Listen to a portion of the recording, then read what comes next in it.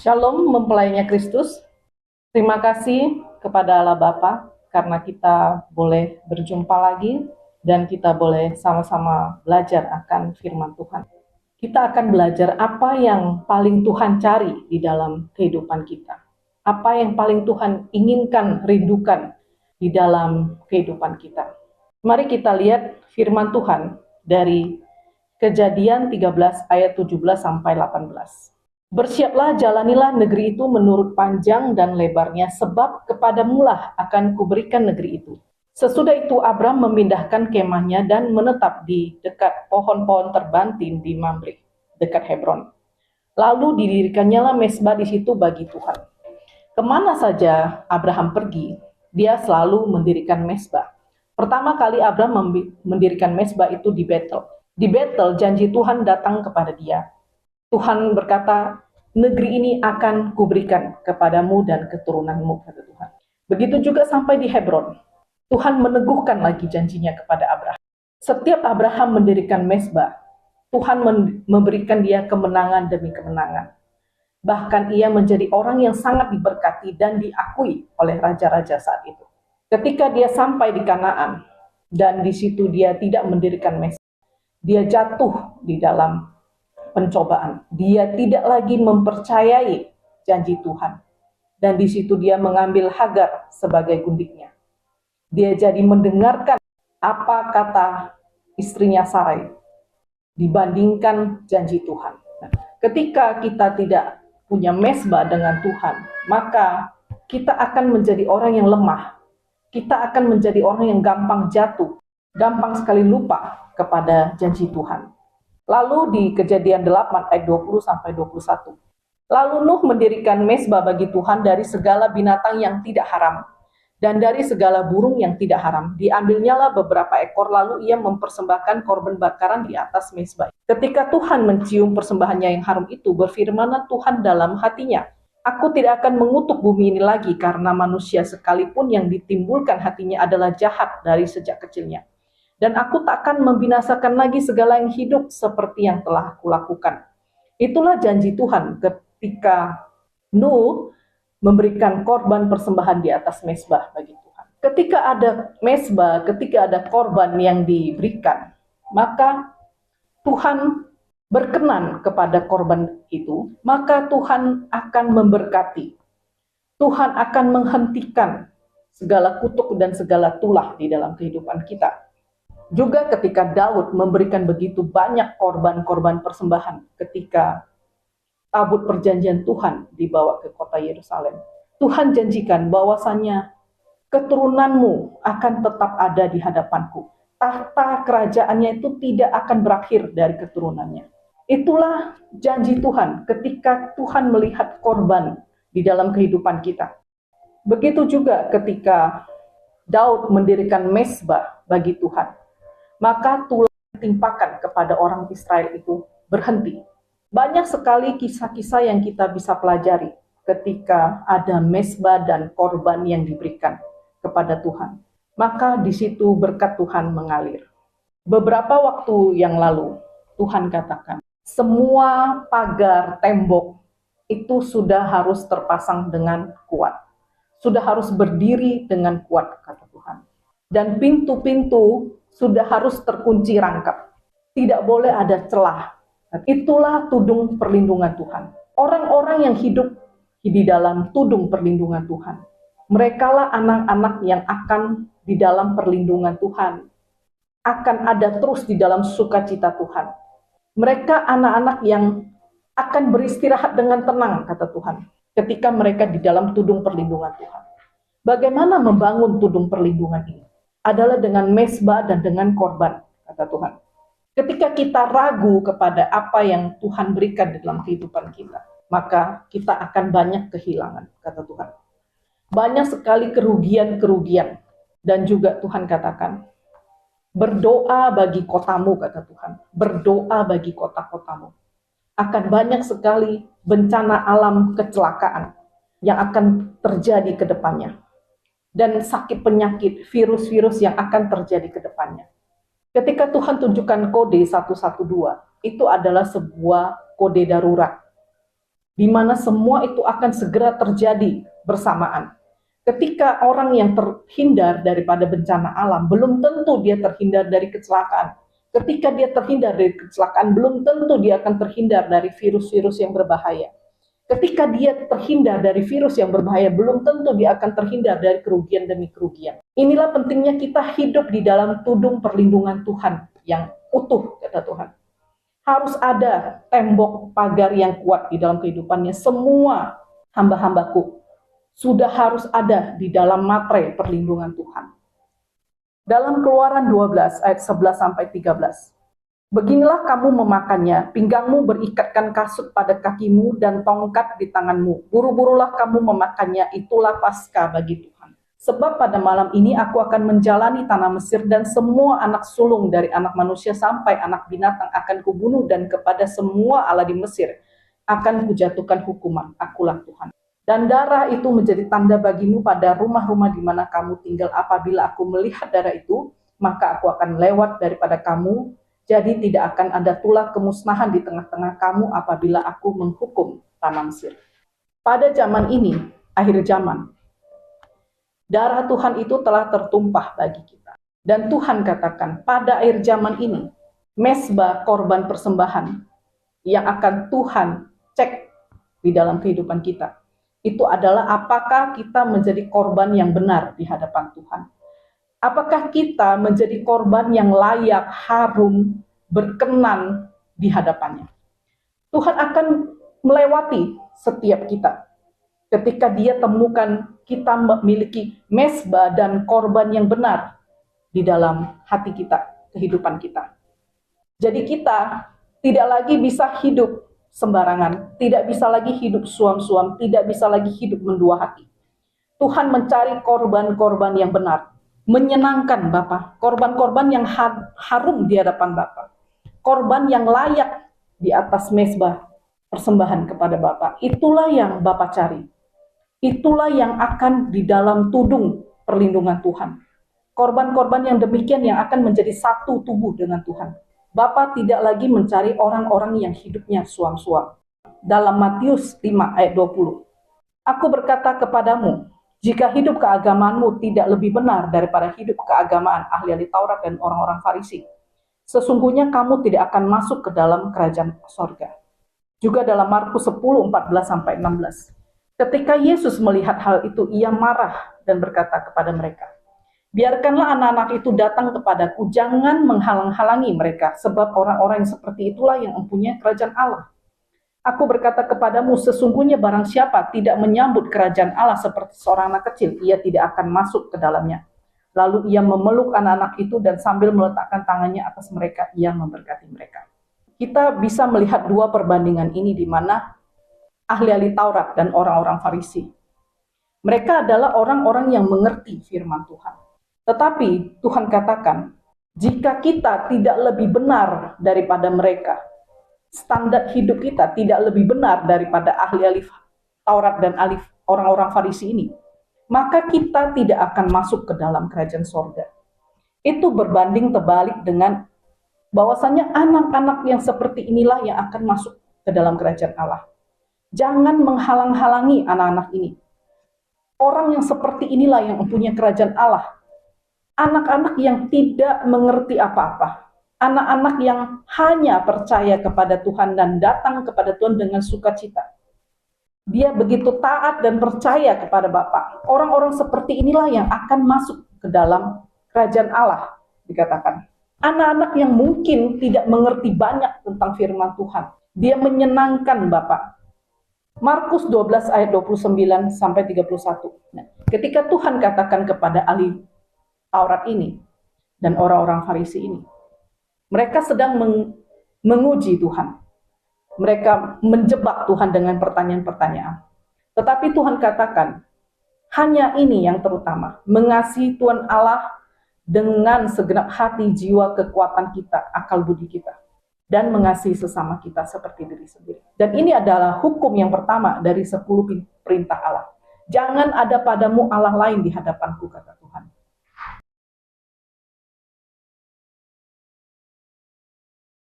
Ketika kita melanggar hukum yang pertama dari 10 perintah Allah, maka kita sebenarnya sudah melanggar 9 yang lain.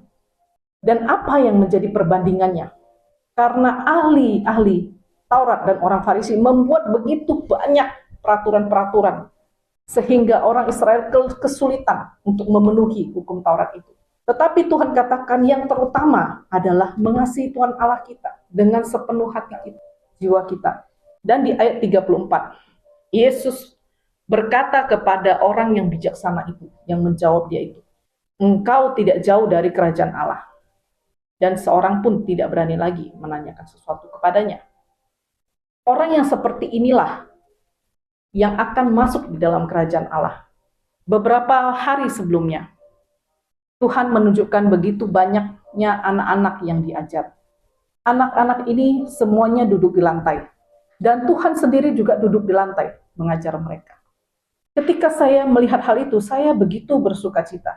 Tuhan begitu rendah hati untuk mengajarkan anak-anak ini.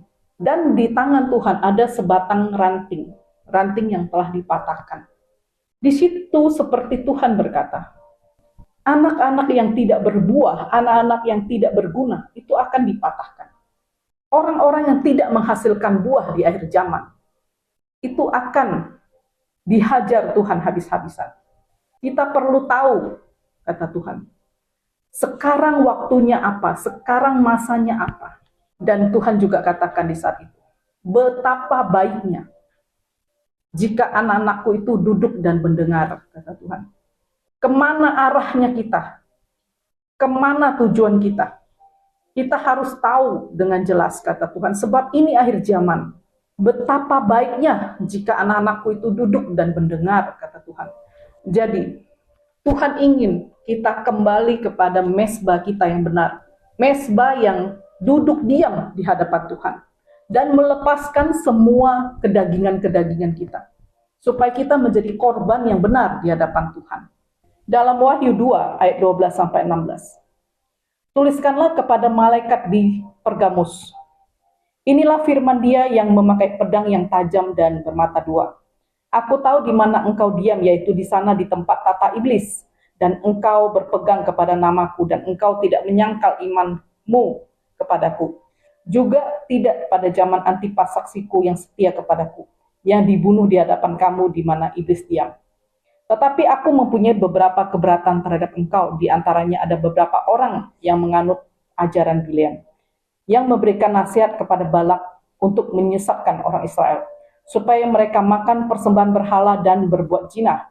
Demikian juga ada padamu orang-orang yang berpegang pada ajaran pengikut Niklaus. Sebab itu bertobatlah, jika tidak demikian aku akan segera datang kepadamu dan aku akan memerangi mereka dengan pedang yang di mulutku. Firman Tuhan ini dibuka dengan kata, Tuhan akan datang memakai pedang yang tajam dan bermata dua. Dan ditutup dengan ayat 16-nya itu, aku akan memerangi mereka dengan pedang yang di mulutku ini. Padahal mereka ini adalah orang-orang yang di dalam gereja Tuhan.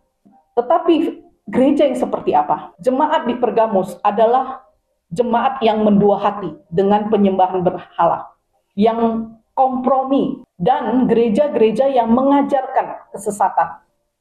Juga dikatakan di ayat 14, yang menyesatkan orang Israel dengan berbuat zina, memakan persembahan berhala. Ini adalah orang-orang yang melacur dan berzina dalam roh. Ini adalah orang-orang yang tidak hidup di dalam kebenaran dan kekudusan Tuhan dengan sungguh-sungguh. Dan juga dikatakan, orang yang berpegang pada ajaran pengikut Niklaus. Ini adalah gereja-gereja yang kompromi dengan penyimpangan. Mereka fokus kepada diri sendiri. Dan menyebabkan perpecahan iman. Inilah gereja-gereja yang akan diperangi Tuhan di akhir zaman. Di ayat 16 dikatakan, aku akan memerangi mereka dengan pedang di mulutku. Jadi ada begitu banyak penyesatan-penyesatan, perpecahan, keegoisan, kesombongan rohani di dalam gereja-gereja Tuhan. Wahyu 6 ayat 7-8. Ketika anak Tuhan itu membuka mata yang keempat, aku mendengar suara makhluk yang keempat berkata, mari, Dan aku melihat sesungguhnya ada seekor kuda hijau kuning dan orang yang menungganginya bernama Maut, dan kerajaan Maut mengikutinya, dan kepada mereka diberikan kuasa atas seperempat dari bumi untuk membunuh dengan pedang, ya. Membunuh dengan pedang, dengan kelaparan dan sampar, dan dengan binatang-binatang buas yang di bumi. Firman yang berkata membunuh dengan pedang, kuasa yang diberikan kepada si kuda hijau ini untuk membunuh dengan pedang. Ini adalah mereka yang mengeluarkan perkataan-perkataan dan ini juga termasuk adalah orang yang percaya yang dipakai oleh kuasa iblis untuk menyebabkan perpecahan-perpecahan, fitnah, adu domba di dalam gereja-gereja Tuhan dan penghujatan kepada firman Tuhan. Beberapa waktu yang lalu Tuhan tunjukkan rumah-rumah yang disegel, dan Tuhan katakan banyak rumah-rumahku, gereja-gerejanya yang akan disegel karena menjadi rumah zina, rumah pelacuran. Dan di situ juga Tuhan katakan, gembala-gembala itu akan perhitungan dengan aku. Gereja-gerejaku itu urusannya denganku, kata Tuhan. Mereka ada sekelompok orang yang hanya mencari keuntungan bagi diri mereka sendiri. Dan mereka mencurangi aku, kata Tuhan. Dan juga Tuhan tunjukkan, cedok-cedok yang dimasak sampai kotorannya dan karat-karatnya itu luntur. Cedok-cedok yang harus dibersihkan, kata. Bagaimana mereka bisa memberi umatku makan ketika mereka sendiri penuh dengan karat dan dengan kotoran, kata Tuhan. Sebelum mereka memberi makan orang lain, memberi minum orang lain, mereka harus dibersihkan, kata Tuhan, dari segala karat dan kotoran-kotoran. Yohanes 16 ayat 8, 9, dan 11. Kalau ia datang, Roh Kudus, ia akan mengisapkan dunia akan dosa, kebenaran, dan penghakiman. Kalau ia datang, ia akan mengisapkan dunia akan penghakiman, karena penguasa dunia ini telah dihukum.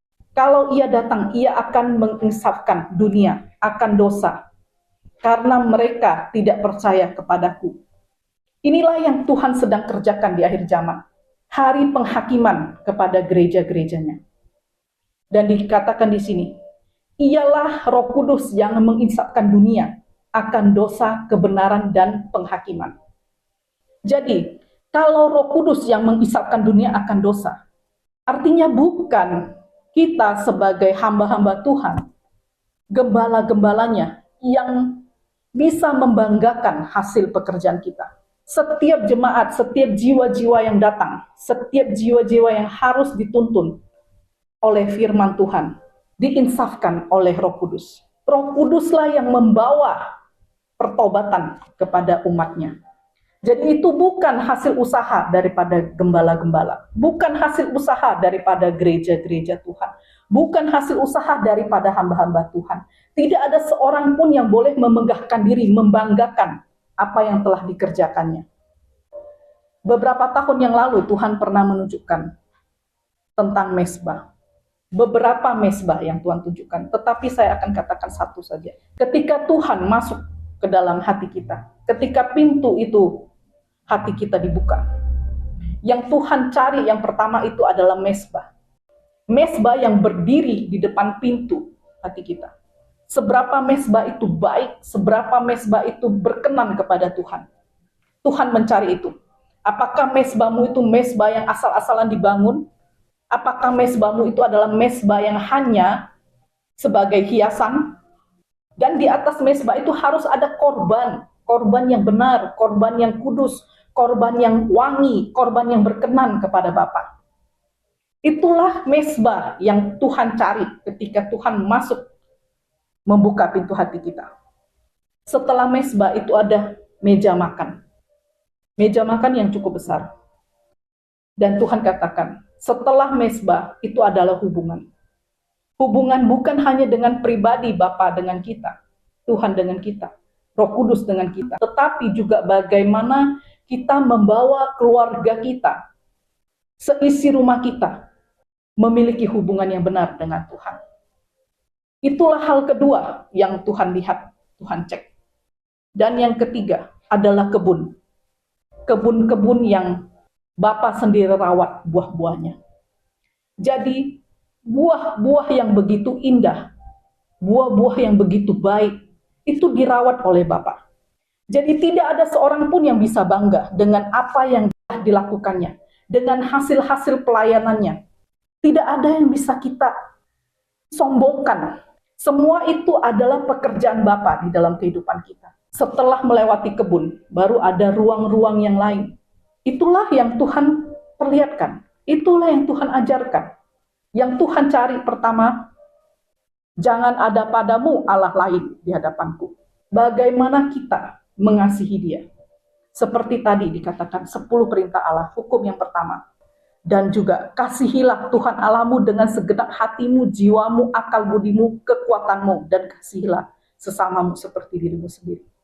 Dalam Lukas 8 ayat 15, firman Tuhan berkata, firman yang jatuh di tanah yang baik, itu adalah orang yang mendengarkan firman itu, menyimpannya dalam hati dan mengeluarkan buah dalam ketekunan. Tuhan mau kita menghasilkan buah-buah yang benar di dalam ketekunan.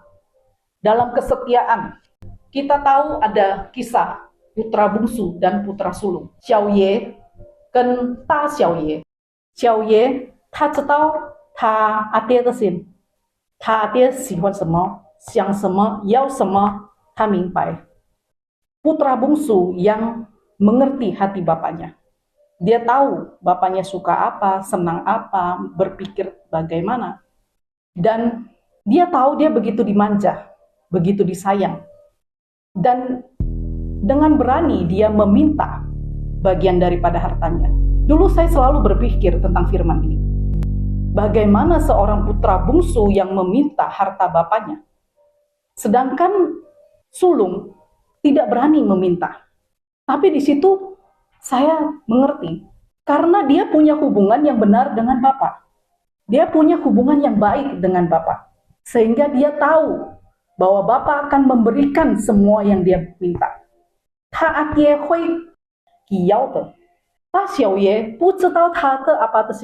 Tetapi ada putra sulung yang tidak mengerti hati Bapa. Dia hanya tahu bekerja, bekerja, dan bekerja.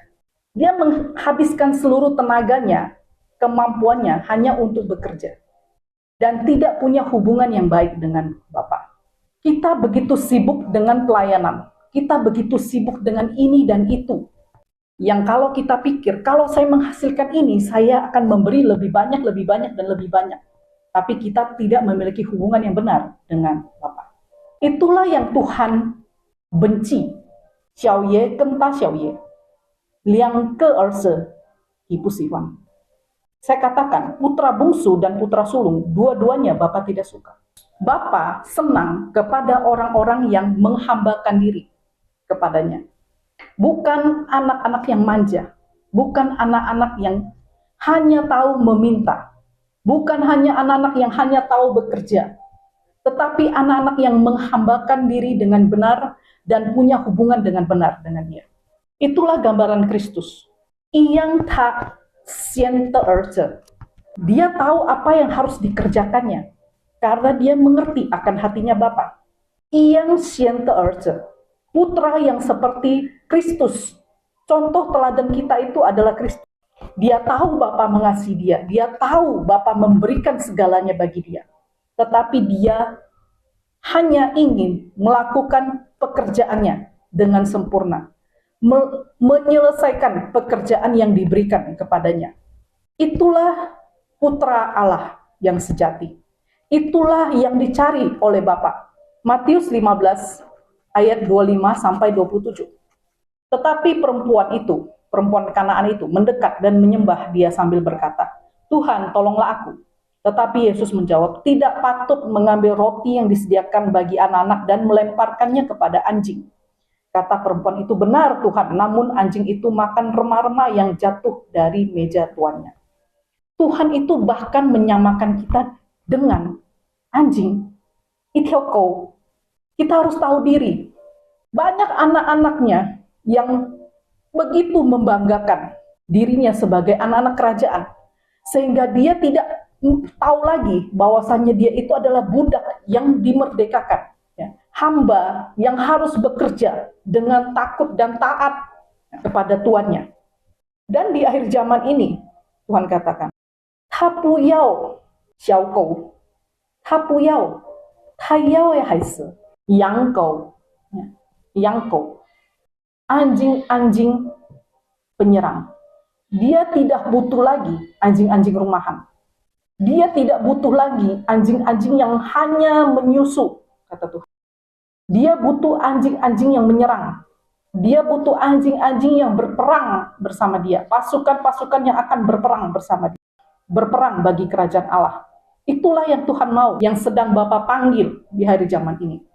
Juga ada firman katakan, dirham yang hilang dicari sampai ditemukan kembali. Tuhan mencari orang-orang yang memberikan keuntungan bagi kerajaannya. Hayao Son, Tuhan kita adalah juga Tuhan yang kejam, yang akan meminta kembali apa yang tidak ia tanam. Kita jangan lupa dengan firman ini.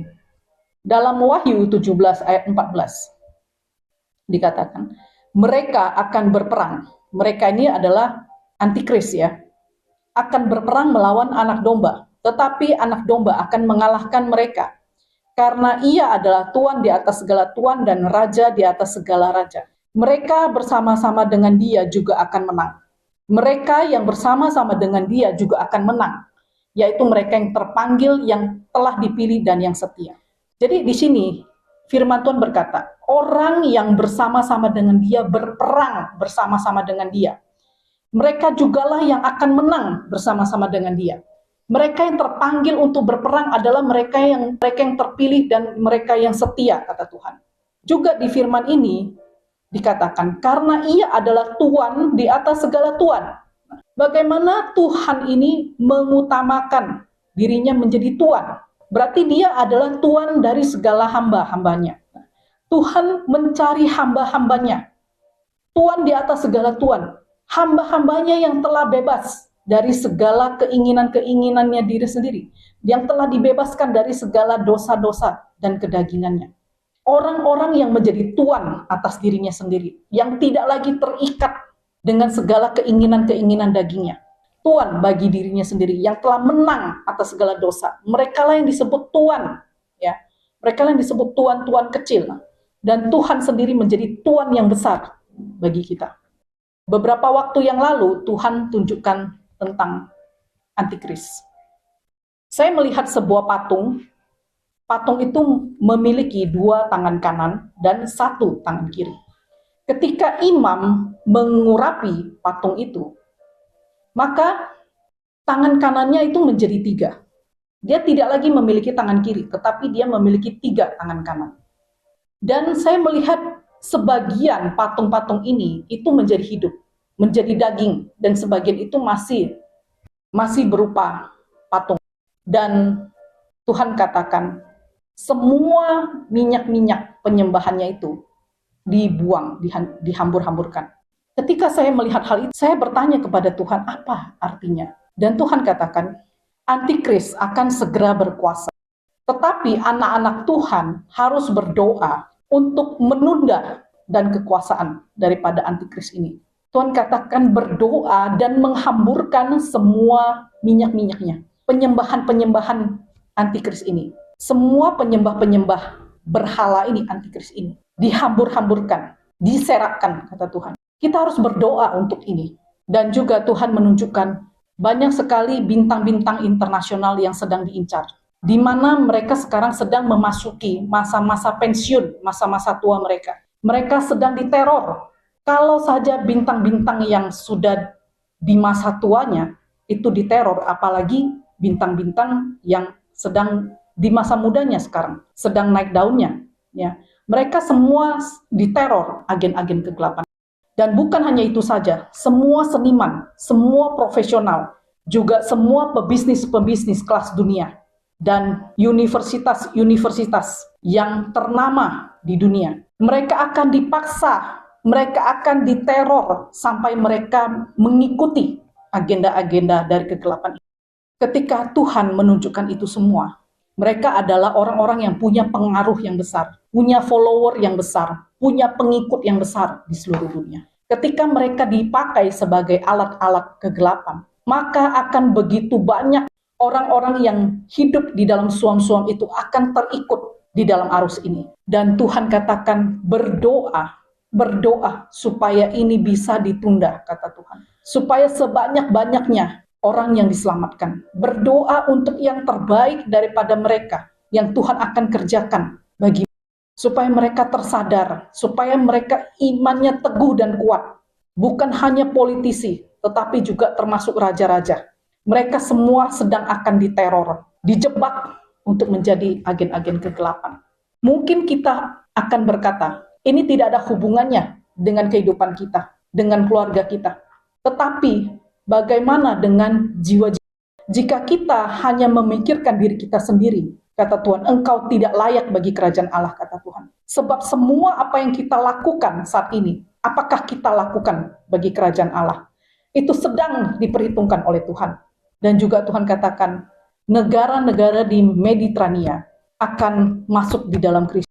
Ketika Tuhan menunjukkan itu semua, seperti sebuah layar yang begitu cepat, banyak orang-orang yang akan mundur dari Tuhan. Kemurtatan itu akan terjadi besar-besaran. Dalam 2 Tesalonika 2 ayat 3. Janganlah kamu memberi dirimu disesatkan orang dengan cara yang bagaimanapun juga. Sebab sebelum hari itu haruslah datang dahulu murtad. Dan haruslah dinyatakan dahulu manusia durhaka yang harus binasa. Kalau kita katakan ini tidak ada hubungannya dengan kita, maka saya katakan, nitai kovenlah. Anda terlalu egois dan Anda terlalu serakah. Sebab Tuhan datang untuk menyelamatkan sebanyak-banyaknya, kata Tuhan. Sebanyak-banyaknya. Tuhan tidak menghendaki satu pun yang hilang. Kalau kita bisa mengerti hatinya Tuhan, bagaimana matanya Tuhan, bagaimana hatinya Bapa, pikirannya Bapa, itu seperti hatinya itu sedang disobek-sobek, disayat-sayat, karena dia tahu apa yang akan terjadi. Begitu banyak orang-orang yang akan meninggalkan dia. Begitu banyak gereja-gerejanya yang akan meninggalkan dia. Dan kita sebagai umat Tuhan, apakah kita juga berdoa? Apakah kita juga berperang melawan semua penguasa-penguasa gelap ini? Peperangan kita itu bukan darah dan daging. Jika Anda masih berperang untuk darah dan daging, nitai koven lah, kata Tuhan. Anda sangat terlalu, kata Tuhan. Ketika kita bergabung di dalam tentaranya Tuhan, sebagai pasukan-pasukannya Tuhan, semua yang kita butuhkan, Tuhan katakan, aku akan berikan kepada mereka, kata Tuhan. Semuanya sedang diperhitungkan oleh Tuhan. Apa yang kau kerjakan bagi kerajaan Allah saat ini? Hamba-hamba yang tidak lagi memusingkan dirinya sendiri. Hamba-hamba yang tidak lagi mempedulikan nyawanya. Mempelai Kristus adalah pejuang-pejuang kerajaan. Bukan anak-anaknya yang manja, yang hanya tahu meminta. Atau orang yang tidak melakukan apa-apa bagi kerajaan Allah. Atau orang yang hanya terlalu sombong dan terlalu bangga dengan hasil pekerjaannya. Di tahun lalu 2024, beberapa hari sebelum Paskah itu, Tuhan berkata, kembalikan kitabku, kata Tuhan. Dan Tuhan katakan itu berulang-ulang kali, ya, selama beberapa hari.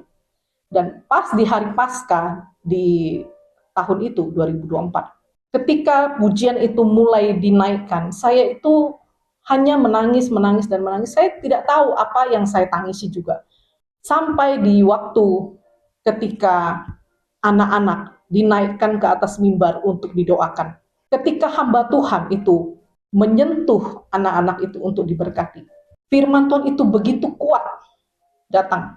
Dan Tuhan katakan, kembalikan kitabku, Tuhan. Kembalikan kitabku, kembalikan kitabku. Tuhan katakan itu 3 kali. Dan Tuhan juga katakan, aku tidak membesarkan anak-anak pemberontak. Ketika Roh Kudus, Tuhan katakan seperti itu, saya menjadi tidak tahan untuk berdiri. Saya terduduk. Hati saya itu seperti diremas. Tulang saya itu seperti menjadi tidak ada kekuatannya lagi untuk berdiri. Dan saya menangis dan menangis meraung-raung di ibadah itu.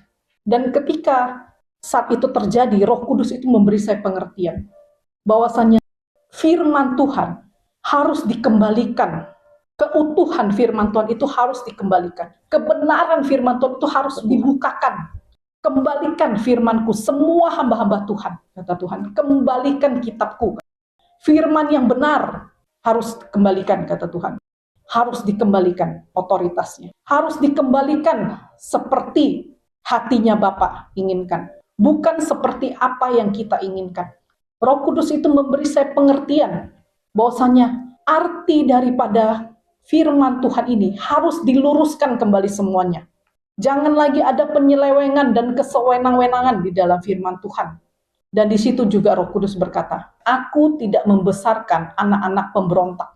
Itulah yang Roh Kudus katakan. 3 kali juga dia katakan, aku tidak membesarkan anak-anak pemberontak.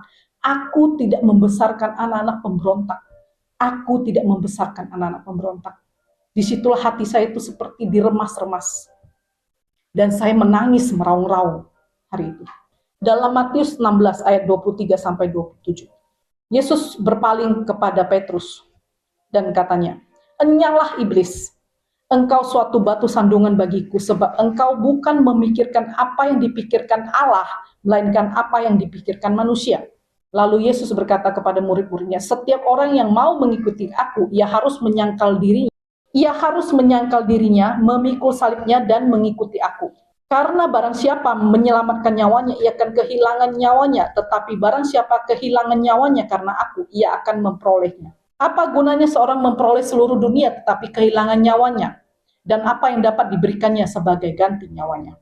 Sebab anak manusia akan datang dalam kemuliaan Bapanya, diiringin malaikat-malaikatnya. Pada waktu itu, ia akan membalas setiap orang menurut perbuatannya." Inilah yang Tuhan Yesus katakan kepada Petrus. "Enyahlah iblis, karena engkau suatu batu sandungan, karena engkau suatu batu sandungan bagiku. Sebab engkau bukan memikirkan apa yang dipikirkan Allah, melainkan apa yang dipikirkan manusia." Jadi firman yang kita sampaikan, apakah benar ini memberikan keuntungan bagi kerajaan Allah? Apakah ini sesuai dengan hati Bapa? Atau ini hanya membawa keuntungan bagi pribadi, bagi gereja kita, bagi kelompok-kelompok kita? Tuhan sedang menyaring setiap. Kita tidak dapat lagi menyepelekan, bermain-main dengan firman Tuhan. Kita harus sungguh-sungguh mencari hati Bapa, apa yang Ia mau hari-hari ini, saat-saat ini, bagi gerejanya, bagi umatnya. Dalam Lukas 14 ayat 16 sampai 24, Yesus berkata kepadanya, ada seorang yang mengadakan perjamuan besar, dan ia mengundang banyak orang. Menjelang perjamuan itu, ia berkata, marilah sebab segala sesuatu sudah siap. Perhatikan ayat ini, menjelang perjamuan itu dimulai, ia menyuruh hamba-hambanya mengatakan kepada para undangan, marilah sebab segala sesuatu sudah siap. Tetapi semua undangannya itu sibuk. Yang pertama berkata, maaf, aku telah membeli ladang dan aku harus pergi mengurusnya. Ini adalah gambaran orang-orang pekerja, hamba-hamba Tuhan, yang lebih sibuk dengan pelayanannya, begitu sibuk dengan jemaatnya, sehingga ia tidak mempedulikan apa yang sedang dipersiapkan oleh Bapa. Kemudian, ada hamba lain yang berkata, ia telah membeli 5 lembu, dan dia harus pergi mencobanya. Ini adalah orang-orang yang lebih sibuk dengan usahanya, lebih sibuk dengan hasil kerjanya, lebih sibuk mencari keuntungan-keuntungan bagi dirinya daripada apa yang sedang Allah persiapkan bagi mereka. Dan kemudian yang ketiga adalah orang yang baru menikah. Ini adalah orang yang lebih sibuk dengan kesenangannya pribadi, dengan urusan-urusan pribadinya. Dan kata Tuhan di situ, tidak ada seorang pun dari para undangan itu akan masuk, akan menikmati jamuanku. Ini adalah sebuah firman yang sangat keras. Dikatakan tidak ada seorang pun dari orang-orang yang telah diundang itu akan menikmati jamuanku. Ini adalah firman yang sangat keras. Jadi kita harus memperhatikan apa yang sebenarnya kerajaan Allah sedang siapkan bagi kita. Dan di situ juga dikatakan, bawalah semua, pergilah, carilah semua orang-orang yang buta, miskin, lumpuh, ya. Bawalah mereka kemari karena rumahku ini harus penuh, kata Tuhan. Artinya orang-orang yang belum mengenal keselamatan itu akan lebih dahulu diselamatkan daripada kita yang tidak mengerti panggilan sorgawi. Mungkin bisa dikatakan orang-orang antikris yang saat ini menyembah kepada antikris, para sundal, mereka lebih dahulu masuk ke dalam kerajaan Allah dan anak-anak kerajaan itu akan dicampakkan ke dalam api. Ini ada firman-Nya, bagaimana kita harus sangat berhati-hati di akhir zaman. Kita harus membuka telinga kita lebar-lebar. Kita harus membuka mata kita lebar-lebar. Apa yang sedang Allah kerjakan di akhir zaman ini. Dan apa yang Tuhan ingin kita lakukan. Panggilan sorgawi terhadap kita. Kita harus responi itu dengan benar. Dan di ayat 33 dikatakan, tiap-tiap orang yang tidak melepaskan dirinya dari segala miripnya tidak dapat menjadi muridku, kata firman. Ini adalah firman yang sangat keras. Jangan sampai kita menjadi orang yang tidak masuk di dalam perjamuan. Dari firman ini, saya ingin katakan, apapun yang kita kerjakan, kita usahakan, kita taruh itu di hadapan Tuhan, itu bukan lagi milik kita, kata Tuhan. Gereja-gereja kita itu bukan lagi milik kita. Kita harus menjadi persembahan yang mati dari segala dosa dan kedagingan kita. Menjadi korban yang layak, yang harum, yang berkenan. Itulah korban yang akan menjadi satu tubuh dengan Tuhan. Orang-orang seperti inilah yang akan dimateraikan oleh Tuhan. Orang-orang seperti inilah yang akan tinggal di dalam tudung perlindungan Tuhan. Dan orang-orang yang seperti inilah yang akan menghasilkan buah yang berkenan di hadapan Bapa. Yang benar, yang tetap. Panggilan dari sorga bukan hidup lagi bagi diri kita sendiri, tetapi berjuang bersama-sama dengan Tuhan. Masuk di dalam barisan pasukan Tuhan. Berperang bersama-sama dengan Tuhan. Berdoa bagi bangsa kita. Begitu banyak serangan-serangan, begitu banyak rencana-rencana jahat yang sedang direncanakan untuk menjatuhkan bangsa ini, menggagalkan rencana Tuhan bagi bangsa ini. Kita harus terus berdoa untuk hal ini, supaya orang-orang benar terus maju dan kuat duduk yang Tuhan telah tetapkan bagi mereka. Kita berdoa, Tuhan taruh penasehat-penasehat yang benar di dalam pemerintahan sekarang ini. Dan juga kita berdoa untuk apa yang sedang direncanakan, agenda-agenda daripada kegelapan ini bagi dunia. Tuhan mau kita menghamburkan semua rencana mereka, kejahatan mereka, untuk menjerat jiwa-jiwa. Bahkan Tuhan ingin, katakan, orang yang terakhir itu akan menjadi orang yang terdahulu. Artinya banyak sekali pertobatan-pertobatan yang akan terjadi. Dan Tuhan mau kita berdoa supaya ini semakin banyak terjadi, semakin luas terjadi. Orang-orang yang selama ini disesatkan oleh antikris ini bisa bertobat kepada Tuhan. Tuhan mau kita berdoa untuk hal ini. Mengisi bejana-bejana kita harus penuh, kata Tuhan. Semua bejana umatku itu harus penuh, kata Tuhan. Mazmur 96 ayat 10-13. Biarlah langit bersukacita, bumi bersorak-sorak. Biarlah gemuruh laut serta isinya. Biarlah beria-ria padang serta segala yang ada di atasnya. Segala pohon hutan bersorak-sorai di hadapan Tuhan, sebab Dia datang. Ia datang untuk menghakimi bumi, menghakimi dunia dengan keadilan, bangsa-bangsa dengan kesetiaan. Sujudlah menyembah Tuhan dengan berhiaskan kekudusan. Gemetarlah di hadapannya, hai segenap bumi. Sungguh, firman ini sungguh sedang terjadi. Laut, hutan, sungai-sungai itu sedang bergelora. Itu sedang bersukacita. Karena bumi tahu Tuhan sedang datang untuk menegakkan keadilan. Apakah kita umat Tuhan, kita juga bersukacita menyambut kedatangan Tuhan? Apakah kita siap, kita bersorak-sorai bersama Tuhan? Kita bangkit sebagai pasukan-pasukan panglimanya Tuhan. Tuhan ingin kita semua menyambut kedatangannya, bersorak-sorai bersama-sama dengan Dia, memenangkan peperangan bersama-sama dengan Dia. Demikianlah firman Tuhan. Mari kita berdoa. Bapa, kami mengucap syukur untuk setiap tuntunan-Mu kepada umat-Mu. Engkau berikan kami hati yang sungguh-sungguh mendengar, dan biarlah kami semua mengerti akan firman-Mu ini.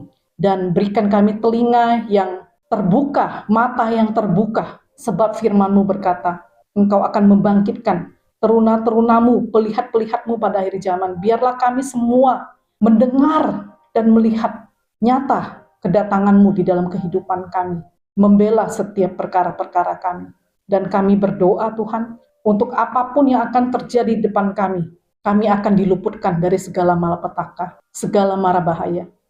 Kami menyambut firman-Mu, kami menyambut kedatangan-Mu Tuhan. Kami adalah orang-orang yang bersorak, dan kami akan timbul sebagai orang-orang yang menang di akhir zaman ini bersama dengan Engkau. Materaikan firman-Mu, materaikan setiap kami sebagai orang-orang yang tidak terhilang Tuhan. Dan Engkau paksakan kami Tuhan, seperti yang Engkau katakan di dalam firman-Mu. Engkau memaksa orang-orang untuk masuk di dalam rumah-Mu, karena rumah-Mu harus penuh. Jika sekiranya Tuhan, kami masih mendukakan Engkau Tuhan, kami katakan, Paksalah kami Tuhan dengan segala caramu, sampai kami tunduk di bawah kakimu Tuhan, sampai kami termasuk di dalam hitungan orang-orang yang diselamatkan Tuhan. Ampuni segala pelanggaran, ampuni segala kekurangan, ampuni segala kelemahan kami. Dan kami katakan, oleh kuat kuasa Roh Kudus, Engkau membentengi kami dari segala penyesatan, dari segala tipu muslihat iblis. Kami berdoa Tuhan, Engkau memateraikan kami Tuhan, sebagai orang-orang yang pasti Tuhan, menerima keselamatan yang daripadamu. Biarlah kami menjadi orang-orang yang bersuka cita di hadapan-Mu, karena kami melihat setiap firman-Mu digenapi di dalam kehidupan kami. Terima kasih Bapa, terima kasih. Terpuji-puji nama-Mu, di dalam nama Tuhan Yesus dan Allah Roh Kudus kami berdoa, kami mengucap haleluya, haleluya, haleluya. Amin.